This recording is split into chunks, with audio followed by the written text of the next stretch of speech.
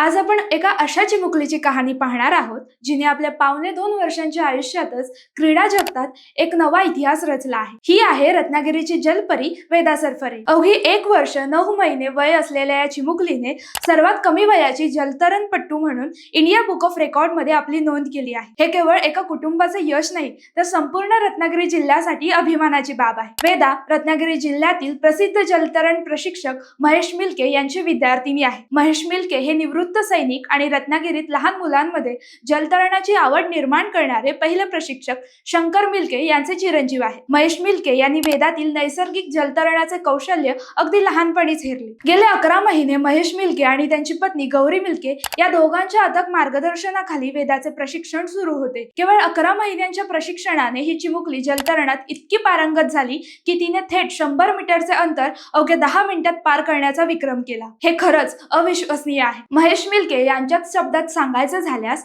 परिश्रम आणि सातत्यपूर्ण प्रशिक्षणाचाच हा परिणाम आहे। 2.5 वर्षांच्या वेदाने यंगेस्ट स्विमर म्हणून राष्ट्रीय किताबावर आपली मोहर उमटवली आहे। वेदा सरफरेच्या या ऐतिहासिक कामगिरीने रत्नागिरीच्या शिरपेचात मानाचा तुरा रोवला आहे। ही चिमुकली जलपरी इतर अनेक मुलांसाठी प्रेरणास्त्रोत ठरेल यात शंका नाही।